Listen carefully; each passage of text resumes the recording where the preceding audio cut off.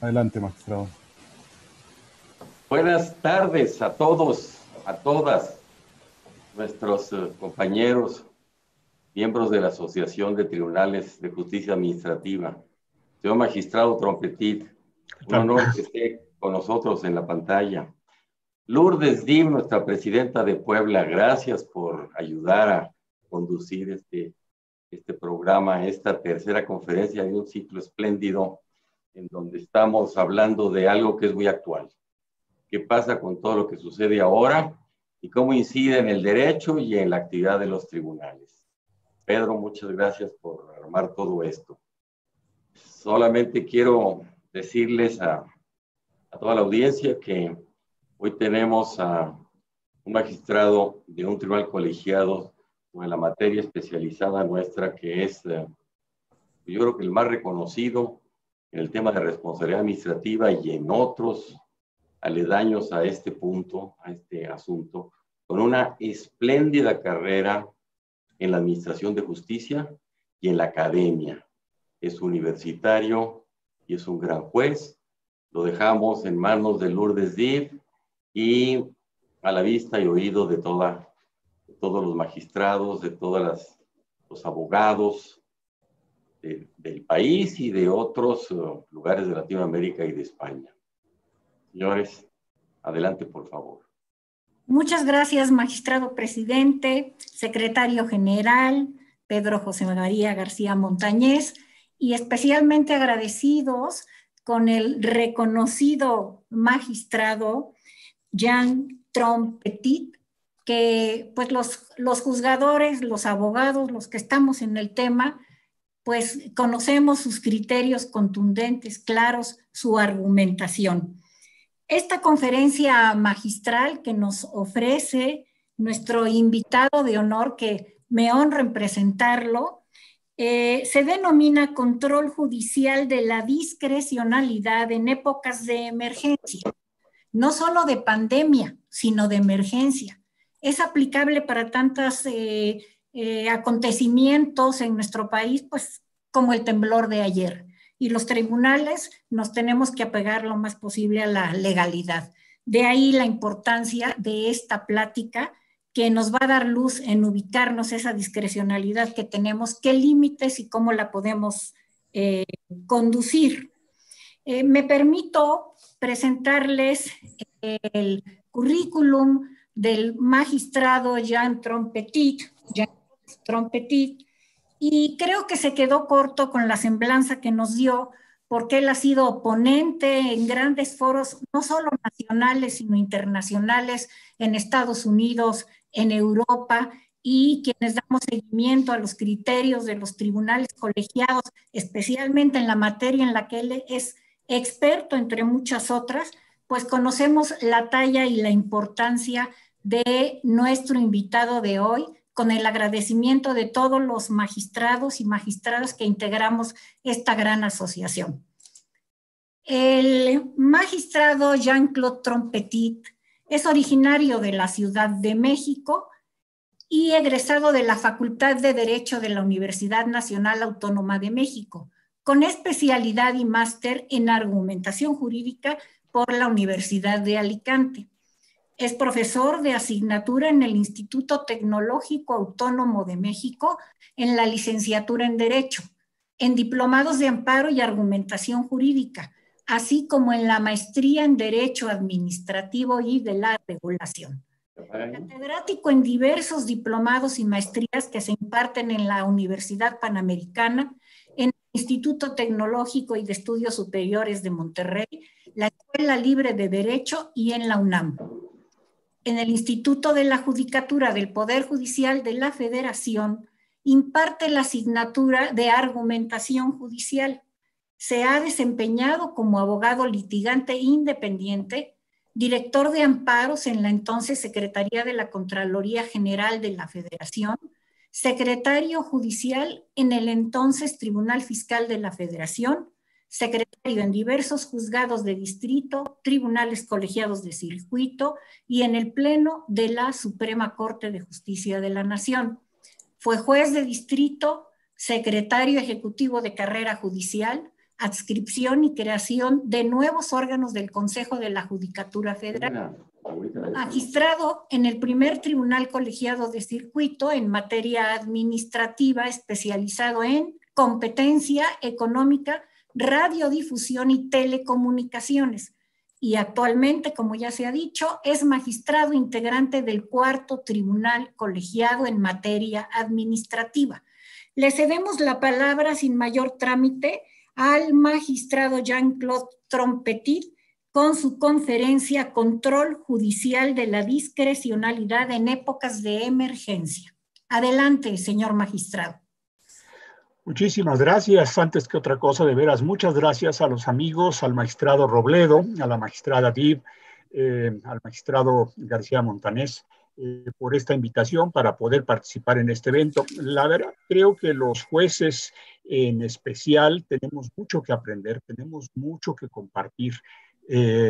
Los requerimientos de la sociedad y las obligaciones y las posibilidades que existen en los tribunales cada día van creciendo, así es que creo que tenemos que buscar la manera de ser lo más eficientes posibles y satisfacer de la mejor manera las necesidades. Yo voy a platicar el día de hoy con ustedes dos temas muy por encima que tendría que ver con la discrecionalidad y con la prueba pericial o los conocimientos científicos que se vinculan con este aspecto, y espero que pueda generar suficientes dudas como para que podamos tener a lo mejor algún otro evento o alguna otra ocasión de compartir algunas experiencias. Mi tiempo, 4 años que estuve en el Tribunal Especializado en Telecomunicaciones y Radiodifusión y Competencia, fue muy útil porque tuvimos que ir a la par de aprender muchas cosas nuevas, prepararnos e ir generando una nueva cultura de cómo resolver los temas. Veíamos el caso de los Estados Unidos, más de 120 años con un sistema funcionando en este sentido, Europa con más de 70 años y nosotros apenas con 20 y tantos.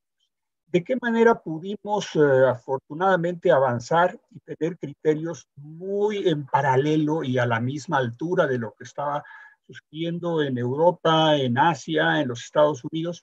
Pues fue un trabajo que se hizo también con los órganos reguladores de tener esta cercanía con jueces de los otros países e ir compartiendo experiencias. Así es que me parece que este esfuerzo, esta inversión que podamos hacer es altamente redituable y podemos generar grandes ventajas de ello. Yo voy a utilizar una presentación, déjenme ver dónde anda ahora que ya la extravié. Por aquí estará.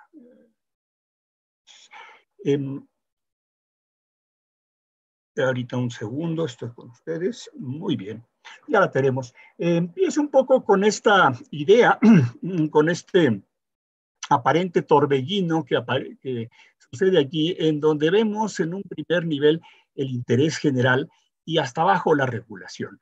La idea que existía o que existe en general es de que o hay facultades discrecionales o hay facultades regladas. Y me parece que esto es un tema que ya está siendo superado en todo el mundo. No hay una calidad absoluta de unas u otras, sino estamos ante matices y ante diferencias que debemos de ir buscando la mejor manera de aprovechar este tipo de recursos. Y hay un punto crucial que me parece que es en el que debemos de trabajar los juzgadores, hacer análisis de razonabilidad, algo que suena muy sencillo, que suena muy fácil, que suena muy obvio, pero que es realmente un tema complicado. ¿Cómo podemos ser nosotros razonables en buscar las mejores respuestas y las mejores posibilidades para la sociedad, para el interés general?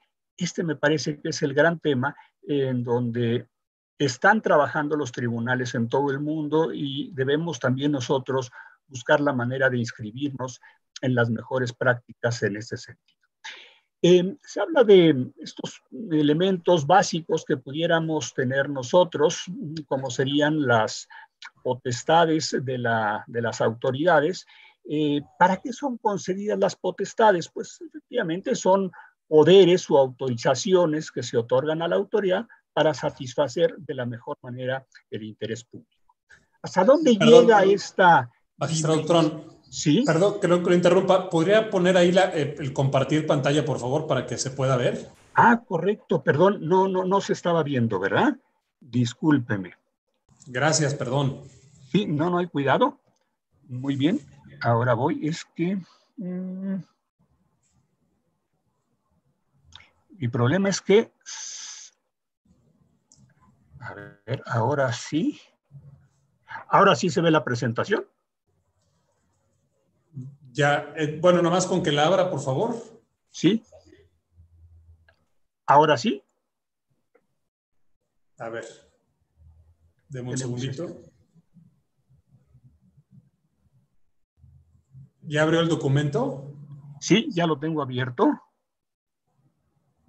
Es que seleccionó otra ventana, pero bueno, no se preocupe, no lo interrumpo, sino ahorita yo...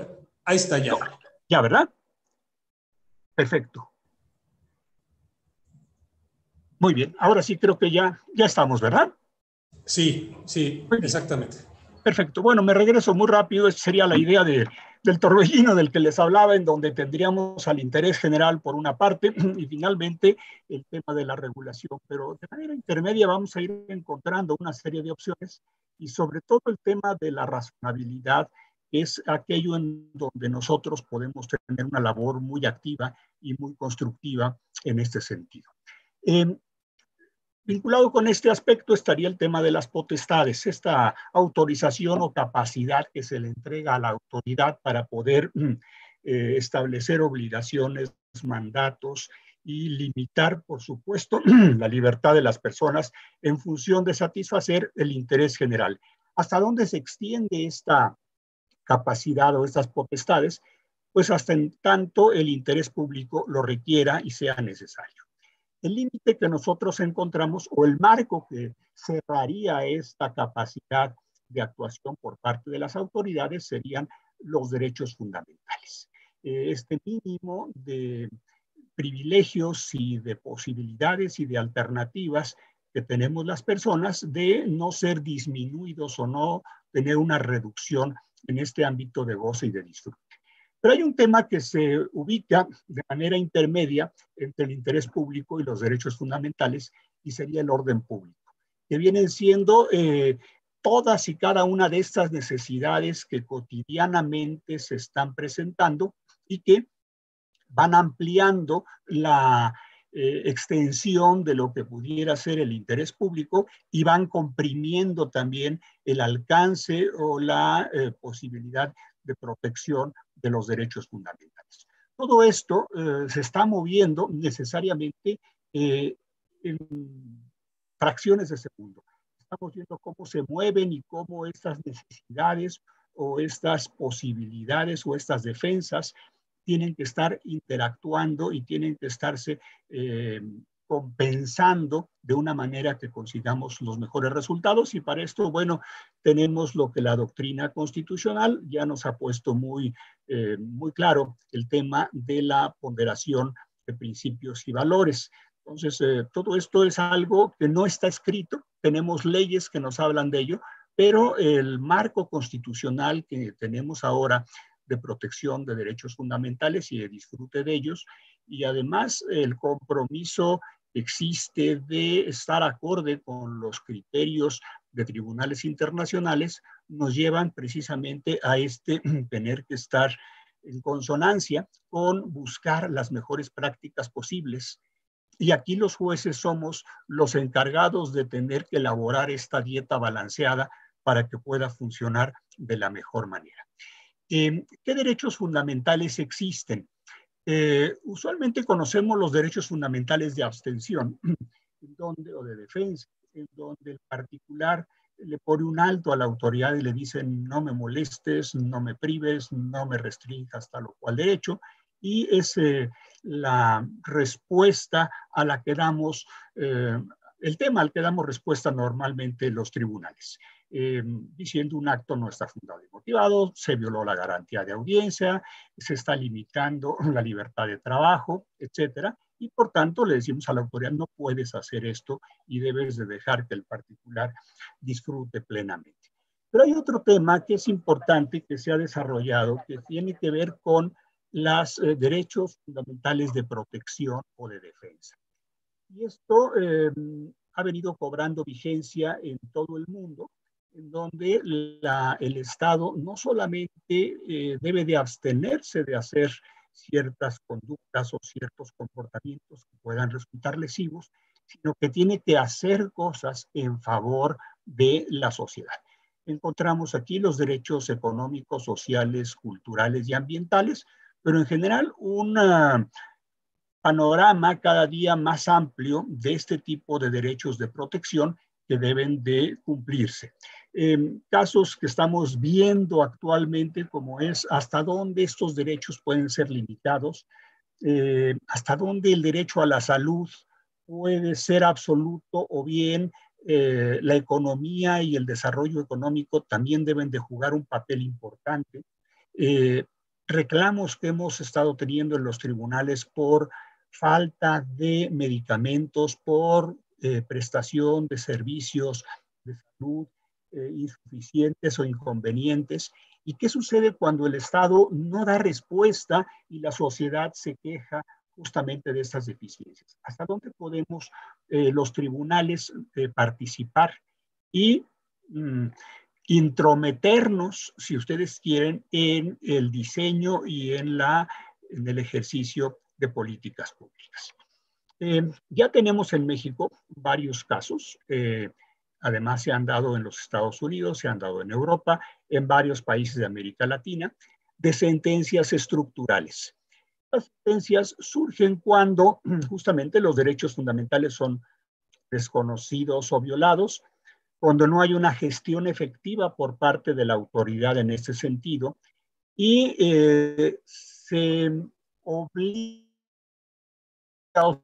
que nos inmiscuyamos, si ustedes quieren, en la corrección o en el mejor diseño de políticas públicas. En principio, pudiéramos decir que los tribunales no debemos intervenir. Esta es un área que corresponde exclusivamente al Poder Legislativo y al Poder Ejecutivo, y el Poder Judicial no puede intervenir en el diseño o en la gestión de la política pública. Sin embargo, algo que ha venido cobrando importancia en diferentes países es el derecho a la tutela judicial efectiva y especialmente en derechos fundamentales. Por tanto, en estos casos donde la afectación a un derecho fundamental resulta irrazonable, resulta injustificada, resulta desmedida, los jueces participamos o podemos participar justamente en razón de esta demanda que estamos teniendo en la protección y en el diseño y en la modificación de políticas públicas. En el tema de salud hemos tenido varias sentencias importantes en este sentido, en donde los tribunales le hemos dicho a la autoridad, tienes que hacer esto, tienes que satisfacer estas necesidades, no es justificable que hayas omitido. Esto vinculado con el caso de responsabilidad patrimonial del Estado también, hay una actividad incorrecta, inadecuada y está generando una afectación y no solamente hay que pagar, sino hay que cambiar la manera de desarrollar determinada gestión, determinada actividad para poder evitar este tipo de lesiones. Entonces, esto me parece que nos está llevando cotidianamente a un cambio en donde ya no solo es autoridad detente y no hagas tal o cual cosa, sino en función de este tipo de necesidades y esta afectación injustificada y desmedida a derechos fundamentales, decirle a la autoridad, tienes que hacer esto y tienes que conseguirlo de la mejor manera posible. Y ahí me parece que es el tema importante en donde con mucho criterio, con mucho sentido común, con mucho cuidado, pero también con mucha decisión y valentía, tenemos que irnos introduciendo para que las cosas vayan cambiando. ¿Qué es la discrecionalidad? Normalmente hemos tenido, y lo tenemos en la Ley Federal de Procedimiento Contencioso Administrativo, lo mismo que en las leyes locales, una distinción entre facultades regladas y facultades discrecionales. Parece ser que son dos mundos diferentes y son dos géneros completamente distintos unas y otras. En un caso está perfectamente establecido y detallado lo que debe de hacer la autoridad. En los otros casos solamente se alude a ciertos fines y, por tanto, la autoridad es libre de poder hacer lo que considere más oportuno o más conveniente. Esto ha estado cambiando radicalmente en todo el mundo y lo hemos tenido también en los cambios en la justicia mexicana. Sentencias de los tribunales colegiados y sentencias de la Suprema Corte han venido pronunciándose en ese sentido, estableciendo una serie de casos en donde la falta de reglas o la indeterminación de reglas o la falta de medios para poder conseguir determinados fines justifica que el Poder Judicial pueda establecer y definir qué es lo que debe de hacerse y sobre todo que se tenga un control razonable de lo que están haciendo las autoridades en ejercicio de facultades discrecionales, que es un poco a lo que voy a ir aludiendo con las siguientes diapositivas.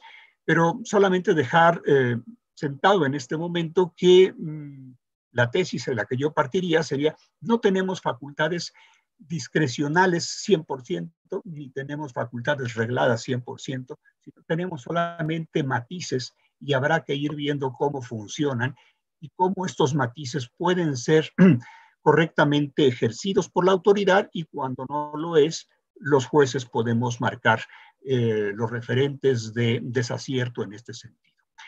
En la regla general que se ha tenido en cuanto a las facultades discrecionales es que tenemos una serie de valores, de principios y de directrices, y el propio legislador no comprende ni tiene una idea clara de cómo estos grandes referentes pueden ser utilizados de una manera ya puntual y específica para resolver necesidades o intereses públicos que se estén presentando. Y por tanto, emite solamente alguna norma de carácter habilitante que nos habla de ciertos fines o de ciertos deberes que se tienen que alcanzar. Y lo que debe de hacer la autoridad es, la autoridad especialmente calificada con esta norma habilitante, es construir las reglas, construir los medios pertinentes para poder conseguir la satisfacción de esos intereses públicos y de esas mejores consecuencias.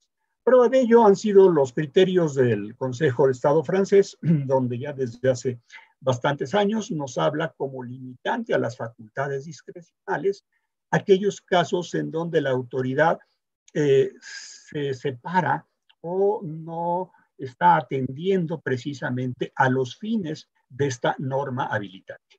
Y después tenemos criterios muy interesantes de la Corte de Justicia de los Estados Unidos, sobre todo en el caso Chevron, en donde se establecieron varios de estos puntos importantes. Hace algunos años, la Corte en México tuvo la problemática en un caso de telecomunicaciones y tuvo que pronunciarse en este sentido. Una sentencia muy interesante del ministro Gutiérrez Ortiz Mena recoge en mucho varias de estas ideas del Consejo de Estado francés y del caso Chevron de los Estados Unidos, los incorpora en esta sentencia y desarrolla una serie de factores y de elementos a través de los cuales se define hasta dónde llega esta discrecionalidad, esta libertad de la autoridad, pero también esta obligación de la autoridad para poder atender determinados fines y consecuencias. Por tanto, hacer esta evaluación en casos concretos, cómo deben de considerarse estos valores, estos principios, estas directrices, es un tema que se inscribe en este proceso de ponderación que en principio debe de hacer la autoridad, pero que si es incorrecto, que si es inadecuado, los tribunales podemos hacer esa evaluación y poder decir de qué manera se está desatendiendo o se está incumpliendo con ello. Especialmente, y ahí sería el caballito de batalla a través del cual podemos nosotros entrar, que sería el disfrute de los derechos fundamentales. Cuando hay una afectación o una lesión a los derechos fundamentales desmedida, es que precisamente podemos nosotros intervenir y podemos emitir decisiones. Hay varios criterios interesantes de facultades discrecionales. Uno de ellos está aquí, es del Diccionario Jurídico de la Real Academia, y nos habla de los casos en donde hay una potestad atribuida, pero no se predetermina cuál es el contenido u orientación de las leyes. Solamente se hace una referencia muy general, pero no se dice de manera específica qué es lo que puede hacer la autoridad. Otra idea es el Tribunal Supremo Español, que también tomando estos puntos de referencia, nos dice que la facultad discrecional significa la capacidad de optar entre las diferentes necesidades que se están presentando y otorgar una libertad para que la autoridad elija el medio o la manera de poder conseguir la mejor satisfacción de este tipo de necesidades. Y una sentencia me parece importante y muy determinante en ese sentido de la segunda sala de la Corte, nos dice la discrecionalidad no debe entenderse como una potestad ilimitada o absoluta, que a veces esa es la idea que hemos dicho. Al contrario, dice que pueda permitir la realización de actos arbitrarios o caprichosos, sino que se puedan traducir en arbitrariedad. ¿Esto a qué nos lleva?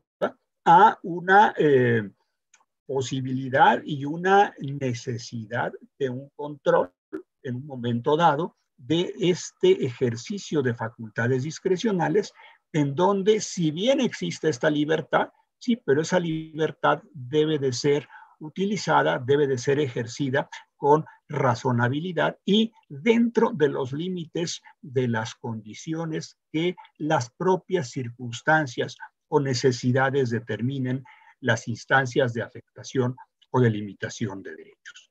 En este esquema, que lo dejo a la consideración de ustedes también, estaría algunos aspectos del lado izquierdo de los casos o de los temas y de las alternativas en donde existe esta libertad.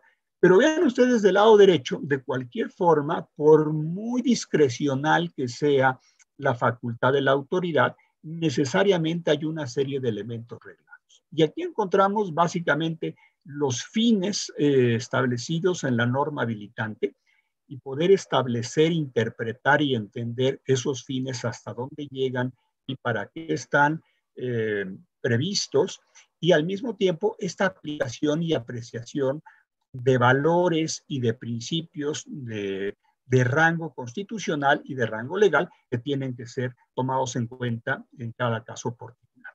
Por tanto, la idea sería, no hay facultades regladas ni hay facultades discrecionales absolutas, siempre vamos a encontrar combinaciones distintas de cada una de estas opciones, y los casos particulares van a determinar que se ponga mayor énfasis o que se ponga mayor acento en determinados aspectos o en otros, siempre en atención de que sea la mejor respuesta a las necesidades o al interés general.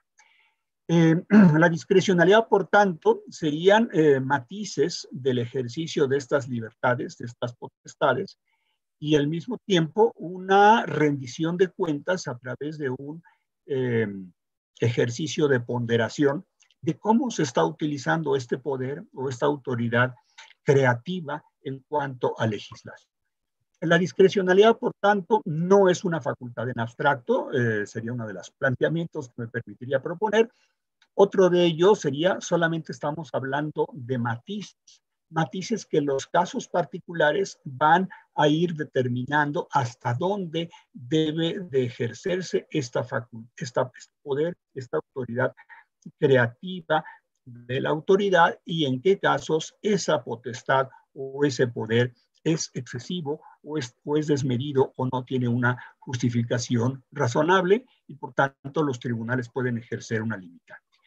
Normalmente se habla de un fin y pudiéramos hablar de varios medios para poder conseguir ese resultado. Esto nos llevaría a tener que aplicar algunos criterios metodológicos o argumentativos, como pudiera ser el análisis de fuerzas, oportunidades, debilidades y amenazas, o bien los principios de análisis económico del derecho. Esto es lo que subyace justamente en el proceso de ponderación. ¿En qué medida va a poder crecer la el ejercicio o la intromisión de un cierto derecho cuando se está limitando algún otro. Entonces, justamente en función de esos medios que se otorgan, de esos medios que puede crear o que puede construir la autoridad, en este ejemplo aquí serían 4 elementos o 4 medios posibles para poder conseguir ese fin, pero vean ustedes cómo cada uno de estos pudiera tener mecanismos de medición distinta. ¿Cuál sería el medio más rápido? ¿Cuál sería el medio más económico? ¿Cuál sería el medio que afectara menos derechos? Estos temas me parece que pueden ser importantes si se toman en cuenta. Y entonces la explicación, la argumentación y la rendición de cuentas que en su momento dado deba de dar la autoridad ya nos permitiría un poco este esquema poder tener elementos de evaluación para poder decir, hiciste la mejor elección posible o estás haciendo alguna elección que no tiene absolutamente ninguna razón y ninguna justificación. Un poco aquí estaría algún esquema hipotético, como algunos de estos medios pudiera ser el más rápido, pero a lo mejor también pudiera ser el que lesionara en mayor medida a otros o afectara a otro tipo de derechos, aquel que pudiera ser más o menos probable, el que pudiera ser más económico o más oneroso. En fin, son diferentes elementos a tomar en cuenta como ventaja o desventaja de cada uno de estos medios para poder conseguir el fin. Se parte justamente de ello en la discrecionalidad. No hay un solo medio. Si hubiera un solo medio, pues estaría arreglado y sería muy fácil. Se parte justamente de esto, que no es posible prever los medios, así es que estos tienen que ser diseñados para los casos particulares de manera específica, pero buscar que sea el medio más eficiente, el que más resultados permita en el ejercicio de algún derecho con la menor pérdida posible en el disfrute de otro tipo de derechos. ¿Por qué sería importante que los tribunales nos allegáramos de peritos y de conocimientos especializados? Bueno, resulta que estos fines que están previstos en la Constitución o en la ley son pertenecientes a diferentes conceptos del conocimiento humano que muchas veces no son manejables de manera general por las personas, sino que requieren de personas especializadas que tengan conocimientos para poder entender este tipo de lenguajes que encontramos nosotros en las leyes. Y aquí podríamos hablar naturaleza económica, naturaleza política, tecnológica, social, ambiental, etcétera. Cuando estuve en el tribunal especializado, uno de los puntos que fue importante fue determinar cuál es el costo adecuado y razonable que se le tiene que le puede imponer una empresa de telecomunicaciones a sus competidores para usar una red de telecomunicaciones. Esto nos llevó a los tribunales más de 10 años de estar no entendiendo el problema hasta que finalmente pudimos dedicar tiempo y esfuerzo para poder conocerlo. Especialmente fue muy elocuente algunas ideas que nos participaron algunos expertos norteamericanos, pero sobre todo un magistrado inglés del Competition Appeal Tribunal, en donde nos relató la experiencia que había habido en Inglaterra. Ellos también tenían una empresa telefónica muy, muy grande que era propiedad del Estado, que fue privatizada, que era la dueña de la red, y cómo y bajo qué condiciones debía de prestar acceso a esta red y con qué precios a las empresas competidoras. Y no era un tema nada fácil, calcular el precio real que costaba era un tema, pero finalmente la decisión que se tomó en Inglaterra y lo mismo en México y en otros países ha sido el costo que convenga para que la industria de las telecomunicaciones pueda desarrollarse. O sea, no se va a fijar el costo real que se está teniendo en este momento por el uso de la red, sino el costo que tendría para las empresas en una red a futuro, hipotética, generada bajo la mejor tecnología, bajo las mejores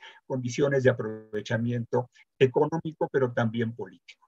Entonces, me parece que esto es importante muchas veces para que nosotros podamos interpretar o entender lo que dice una ley por el lenguaje y por el contenido tan especializado de los temas, requerimos de peritos que nos permitan conocer esto. Por supuesto, también los medios comparten esta naturaleza y estos conocimientos especializados, si faltan, nos van a dificultar el control judicial. La Corte de Justicia de los Estados Unidos ha tenido casos muy interesantes de amicus curia, en donde justamente enfrentándose a estos problemas complejos, han citado a un grupo de expertos para que estos expertos expliquen a los justices, a los ministros, cuál es la realidad que existe. No los peritos de los casos particulares, que estos pueden resultar dirigidos o batizados por ciertos intereses, sino personas que son elegidas por su gran solvencia, por su gran capacidad por los tribunales, para poder conseguir una información cultural necesaria para poder tomar las mejores decisiones.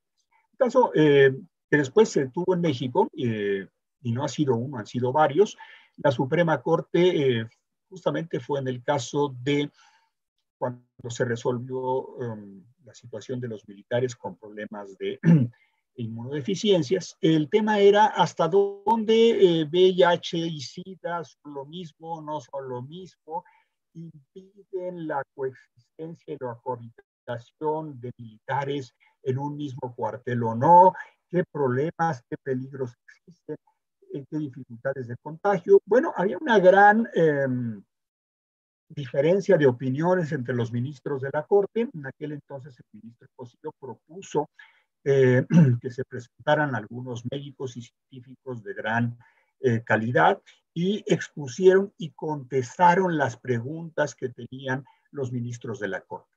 De esta manera fue que se pudo tener un conocimiento pues mucho más real de las realidades, de los peligros, pero al mismo tiempo de las alternativas que podían existir. Y me parece que ese es un tema en el que los tribunales también tenemos que irnos ocupando cotidianamente de no solamente quedarnos con conocimientos jurídicos formales, sino ir entendiendo otras ramas del conocimiento humano que son necesarias tener alguna idea para poder tomar nuestras decisiones y poder evaluar justamente las decisiones que puedan tomar o no tomar determinadas autoridades. Esto nos lleva al test de proporcionalidad del que se ha hablado tanto. Yo aquí presento esta idea que está retomando las ideas básicas que se han tenido. Efectivamente, los medios que se elijan por la autoridad tienen que satisfacer fines legítimos. El segundo punto es que sean idóneos precisamente para atender la necesidad del caso particular. El tercer punto, que me parece ahí ya es importante, es necesario este grado de intervención en determinado derecho, libertad o facultad de los particulares, o es excesiva esa intervención en razón del beneficio que se pueda estar obteniendo en contrapartida para otro tipo de derechos. Así es que este trabajo de ir haciendo esta evaluación de costos-beneficios entre cada una de las alternativas que se puedan presentar son cruciales y requieren, por supuesto, un análisis casual, específico, caso por caso, para poder encontrar la respuesta más adecuada y más pertinente. La evidencia científica la tenemos que ir utilizando y tenemos que ir buscando la manera de aprovecharla. Me parece importante para tomar decisiones, pero también para poder interpretar normas y necesarias en algunos casos para poder tener por acreditados determinados hechos o situaciones fácticas. Algún caso que tuvimos en los tribunales fue una colusión que se había dado de algunos laboratorios para venderle medicamentos a precios excesivos al Instituto Mexicano del Seguro Social.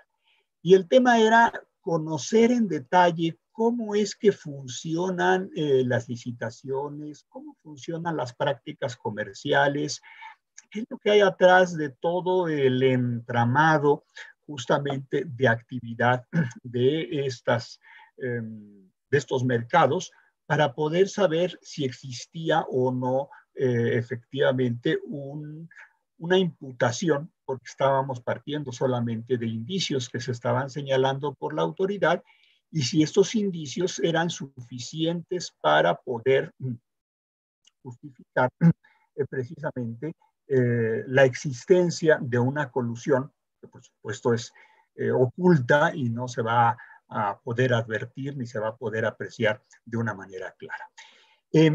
¿A qué nos lleva esto a los tribunales de justicia? Aquí pongo el caso del Tribunal Federal, pero es aplicable a los tribunales locales, por supuesto. Tenemos las típicas facultades y funciones de anulación de actos administrativos, en donde se presenta el mayor desahogo de casos que tenemos.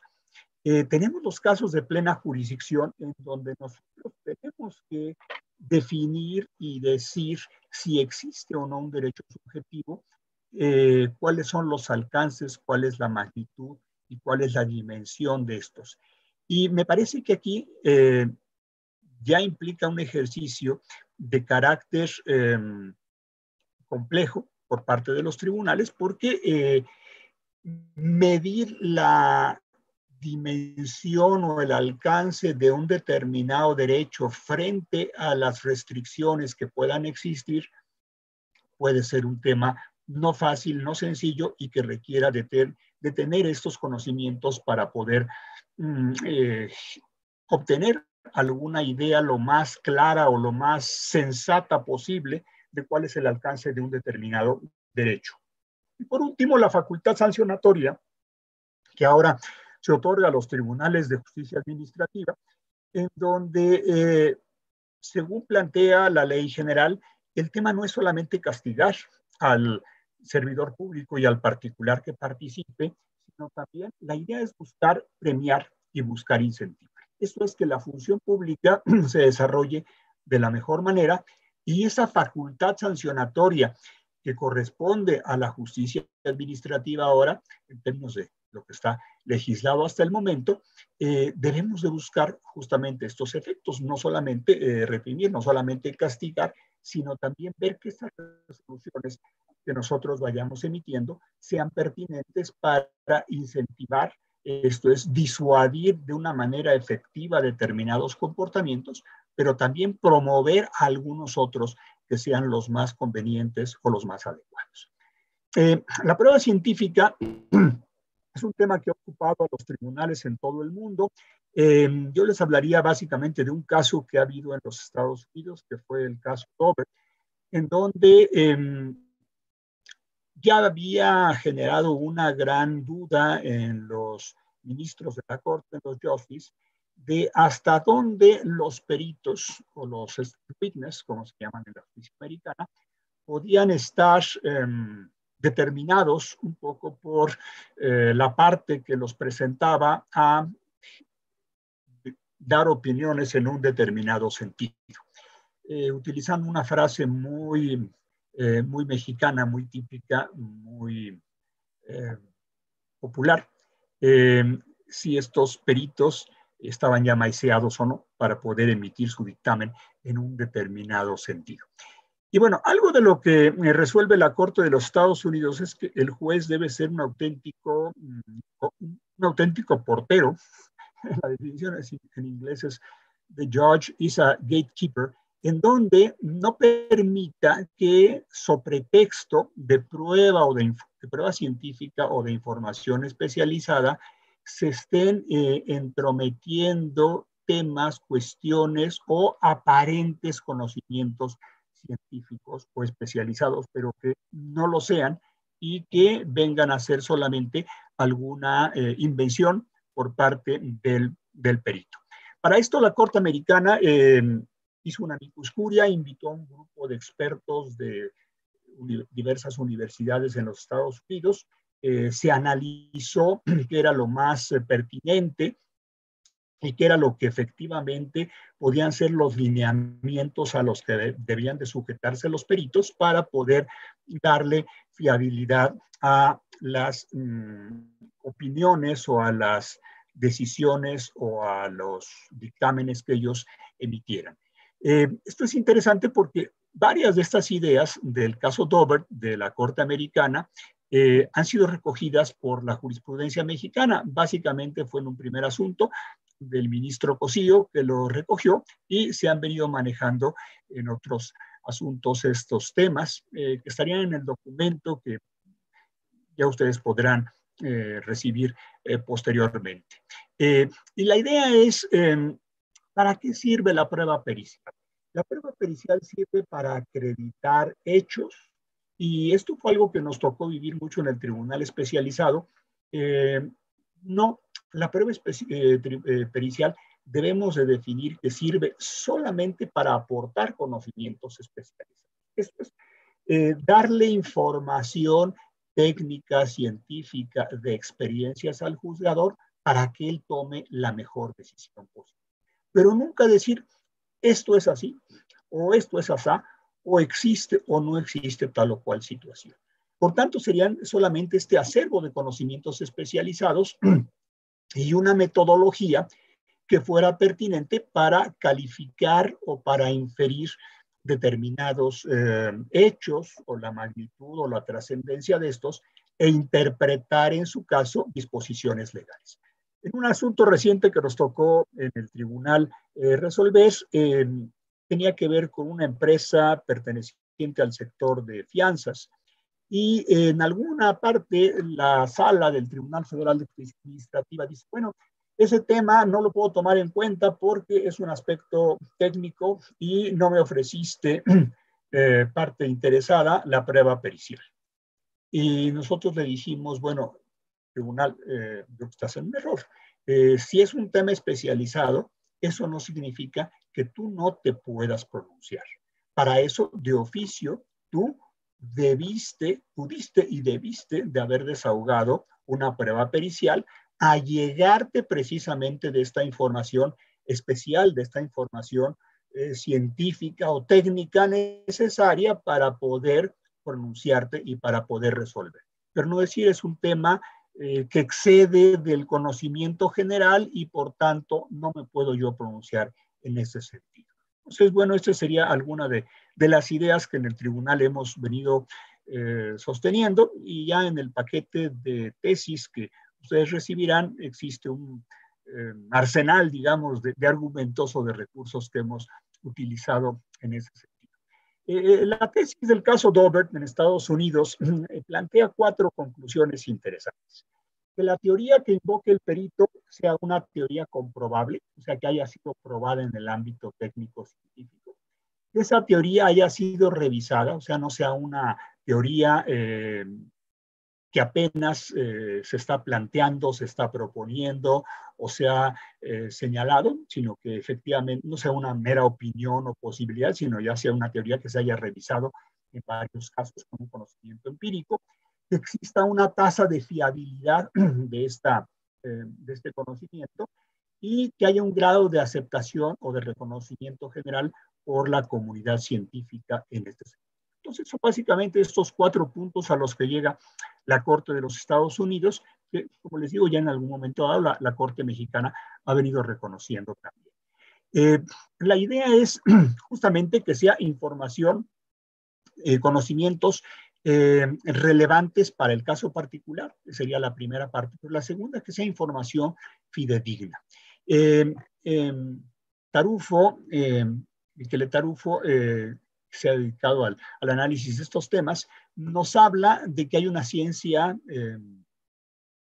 muy justificable, pero también hay una junk science, o sea, una ciencia basura, que se puede utilizar por parte de estos aparentes informaciones periciales o científicas. Nosotros en el tribunal especializado, en un momento dado, destruimos muchos dictámenes periciales porque finalmente el perito decía, según mi leal saber y entender, resuelvo y aconsejo tales o cuales cuestiones. Bueno, esto en función del criterio Daubert caería por tierra porque ¿Cuál es ese leal saber y entender? ¿Cuál es el fundamento? ¿Cuál es la solvencia? ¿Cuál es la esencia de esos conocimientos que tú estás invocando y que tú estás diciendo que son los pertinentes para el caso particular? No solamente se basta que tú digas y que tú seas un experto, sino que además rindas cuentas de la calidad de la información o de la estructura y de la solvencia científica o técnica de aquello que estás recomendando. Aquí está un artículo de la Ley Federal de Evidencia de los Estados Unidos que me parece que tiene aspectos muy razonables. El testigo es una persona calificada. Él ayudará al juzgador a comprender la evidencia y el hecho en cuestión. Se basará en datos suficientes, o sea, la prueba pericial, y esto es un tema que también en algunas tesis ya lo definimos, no es una prueba para acreditar hechos o para tener por ciertos hechos. Los hechos se deben de acreditar por otro tipo de pruebas. La información pericial es solamente información para poder valorar esos hechos, pero no para tener por acreditados hechos que puedan ser acreditados a través de otro tipo de pruebas. Tienen que estar basados en principios y en métodos fiables y aplicados de una manera pertinente al caso particular.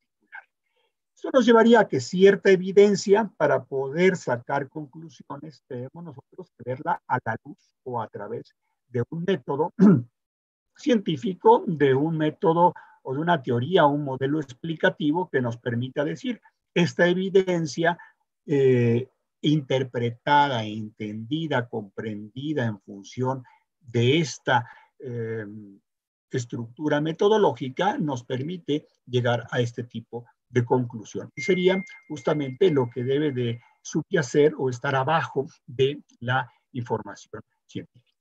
Y con esto voy a la carrera un poco por la idea. Yo les agradezco mucho la gentileza y la paciencia.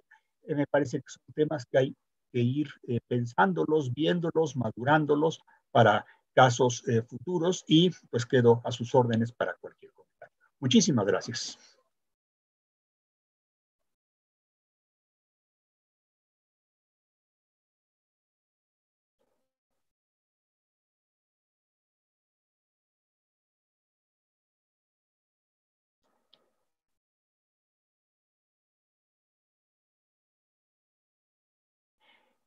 No, no escucho.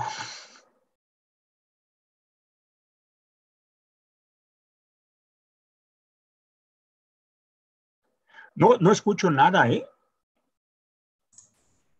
No escucho a la magistra. Ya, listo. ¿Ya estamos listos? Perfecto. Bueno, sí. Magistrado Jean-Claude Trompetit, muchísimas gracias. Esta conferencia de gran altura que nos conduce y nos obliga a tener en cuenta todos estos criterios científicos y técnicos que llevan a la impartición de justicia a un nivel superior. Hay muchísimas preguntas, complejas todas ellas. Le voy a formular 4 y si da tiempo y lo que comenten aquí el moderador principal, que es el magistrado Pedro José María García Montañez. Nos preguntan si existe algún mecanismo o forma para determinar si la discrecionalidad se vuelve ilícita y cómo se conecta esta con la fundamentación y motivación que nos obliga. Otra pregunta es aquí, ¿qué tanto nos sujetan las leyes de orden público e interés social si el juez adquiere esa discrecionalidad tan amplia? Y de hecho ya hay algunos criterios que, aunque la ley diga que es de interés social y de orden público, hay criterios del Poder Judicial que dicen que no, y no es la ley la que define, sino el juez. También nos preguntan si la ponderación de la discrecionalidad será siempre un presupuesto del estudio del fondo. Es esa ponderación a la que usted alude. Y la 4ª pregunta nos señala que antes estábamos sujetos estrictamente los juzgadores al principio de legalidad Después se da el principio pro homine, el control difuso, etcétera. Y ahora con este elemento encontramos, según dice, discrepancia de criterios sobre mismos hechos, porque es como una decisión unilateral de cada juez, y en último de los casos señalan que la discrecionalidad, este control, puede volverse nuevamente discrecional sobre lo discrecional. Perfecto. Bien, pues me parecen bien interesantes todas ellas. El tema es, a ver, voy a empezar por una de ellas que tendría que ver con el tema de la legalidad y los principios. Creo que el caso de el juzgamiento de los jueces alemanes, precisamente por haber ordenado el envío de personas a campos de concentración y demás temas de Nuremberg, fue bien interesante. Y el argumento de los jueces eran, bueno, yo hice lo que la ley me obligaba o me obliga a que yo tenga que hacer. Había una ley expedida por las autoridades legislativas en su momento dado en Alemania que establecían que yo me tenía que comportar de tal o cual forma. Yo lo que hice fue seguir justamente las instrucciones de la legislación pertinente y no podía yo apartarme de lo que se estaba estableciendo. Esto va perfectamente de acuerdo con el modelo positivista, las ideas de Kelsen, en donde el juez está limitado necesariamente por el alcance y el sentido de la norma. ¿Qué fue lo que se estableció en estas decisiones por los jueces?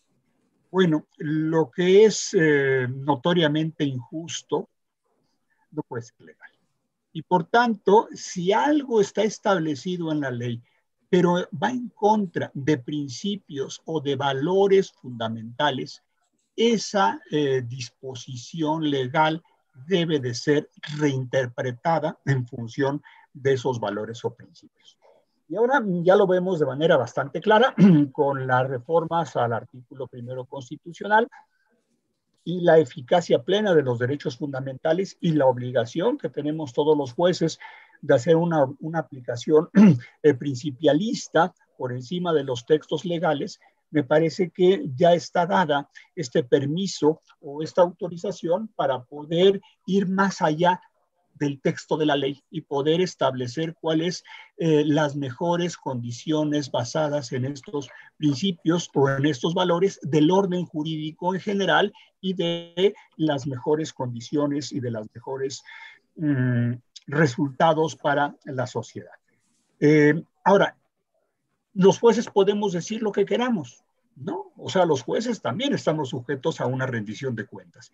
Y precisamente este procedimiento o este método de ponderación que originalmente fue basado en los criterios, cómo buscar los mejores criterios de razonabilidad de la Corte de los Estados Unidos y después cómo el Tribunal de Justicia Constitucional alemán fue desarrollando y detallando ya con mayor detalle conceptual esta metodología que viene a ser un análisis económico precisamente del derecho, puede llegarse a construir caso por caso este ejercicio de los mejores pesos de cada uno de los medios o de los derechos para llegar a la mejor decisión.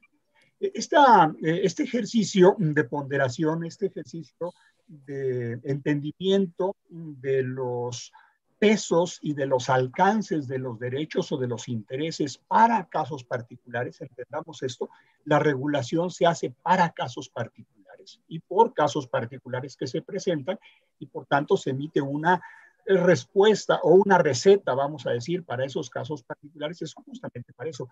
En otro caso distinto, vamos a pensar, la protección de información confidencial y de transparencia.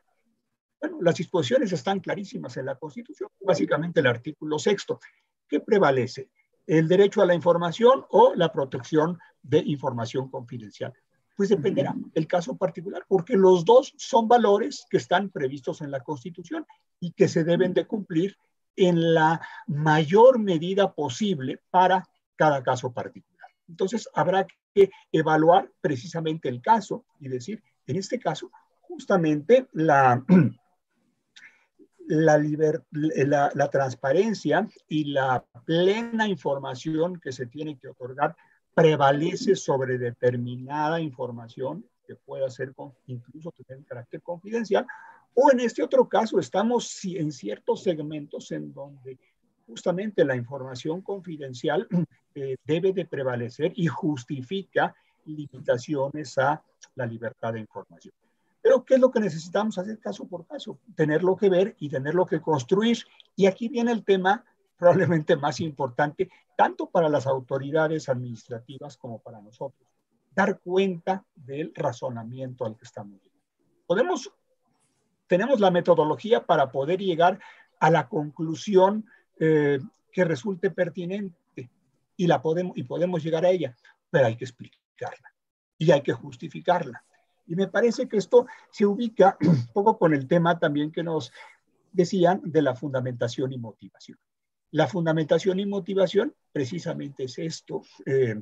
Yo voy a señalar las disposiciones y voy a explicar los motivos. Y tenemos alguna tesis en el tribunal, me parece que resulta interesante, no es que la hayamos inventado, fueron algunas ideas del entonces magistrado Guzmán Orozco, geniales, y se habla de explicar, justificar, permitir dar información para que se pueda cuestionar y comunicarla.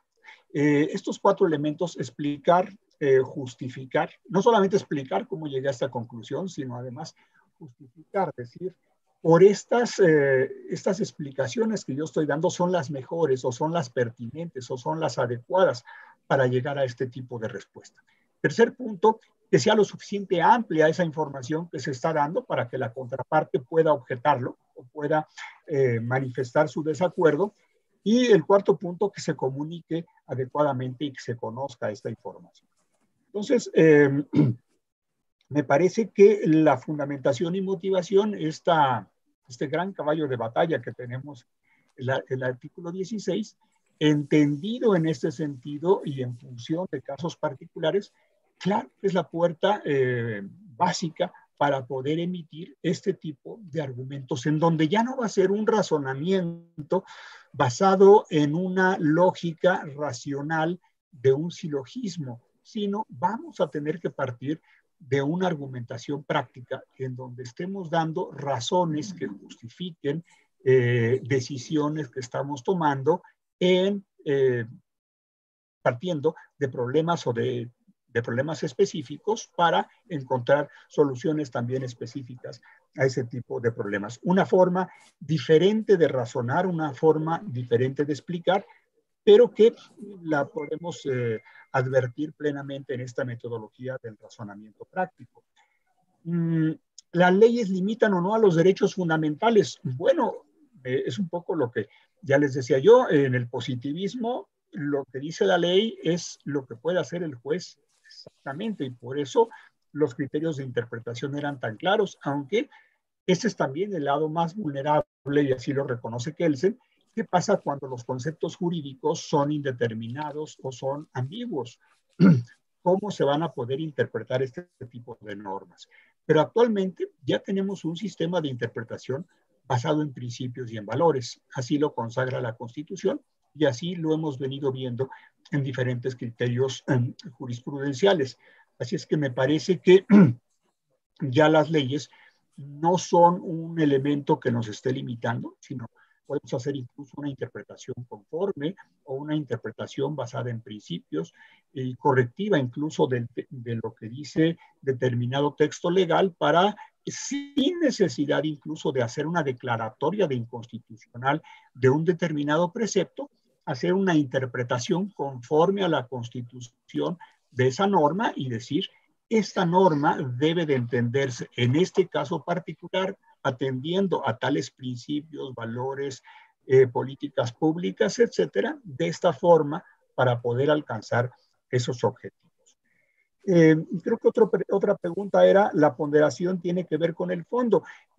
Bueno, en principio la autoridad, cuando ejerce estas facultades de carácter discrecional, debe de haber hecho un trabajo de ponderación, un trabajo de razonabilidad de la conclusión a la que está llegando. No como dice la Suprema Corte, segunda sala, utilizar la discrecionalidad como una puerta para hacer lo que se quiera e incluso llegar a conclusiones o a decisiones arbitrarias o absurdas, sino es una actividad libre, es una actividad flexible, pero que debe de rendir cuentas y que debe de poder ser en su momento dado controlada por los tribunales. Esto debe de hacer la autoridad, pero también los jueces, cuando nosotros digamos lo hizo mal la autoridad, tenemos que explicar y tenemos que justificar por qué fue desmedida o por qué fue excesiva la conclusión a la que llegó la autoridad. No podemos directamente sustituirnos, pero sí podemos dar instrucciones bastante claras de cómo es que la autoridad debe de cumplir lo que estamos nosotros decidiendo. Y eso me parece que está siendo uno de los temas de mayor avance y de mayor cambio en la jurisprudencia y sobre todo en ese tipo de sentencias estructurales que se han venido dando pues en todo el mundo y que ya las tenemos también en el caso mexicano. No es lo ideal que existan este tipo de sentencias, no es lo ideal que los jueces nos metamos en definir o en matizar políticas públicas, ¿no? No lo debemos, no sería conveniente que lo hiciéramos. Pero ¿qué pasa cuando la afectación a derechos fundamentales es tan desmesurada o es tan gruesa, tan excesiva, que nos obliga a tener que hacer un ejercicio de desjustificación, vamos a decir, de esa conducta que se llevó? No sé si con esto más o menos di respuesta o nada más en Muchas gracias, pues nos podríamos seguir, pero creo que ya se rebasó el tiempo. Presidente, secretario general, quedo a sus órdenes.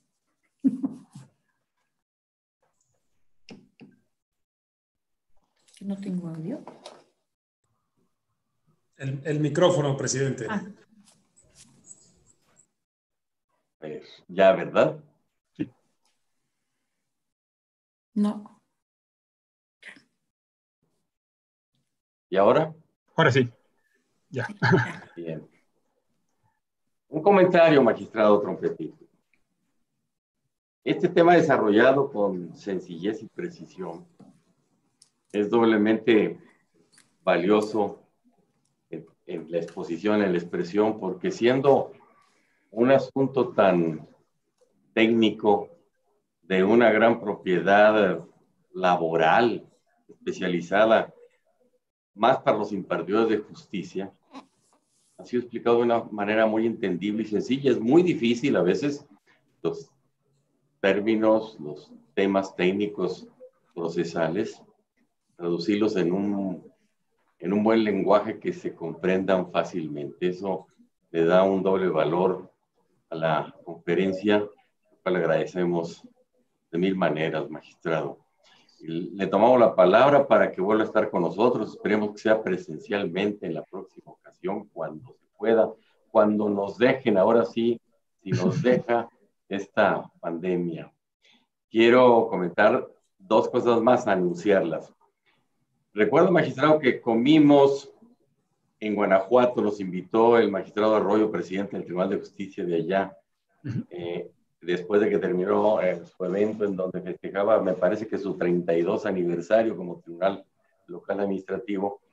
Comimos con varios magistrados locales, pero también estaba el consejero de Estado de Colombia, Guillermo Sánchez, que había sido invitado también a nuestro Congreso de San Luis Potosí.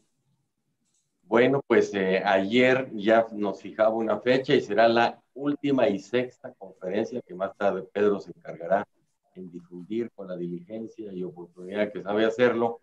Para el día 13 de julio va a venir a nuestro ciclo de conferencias también Guillermo Sánchez.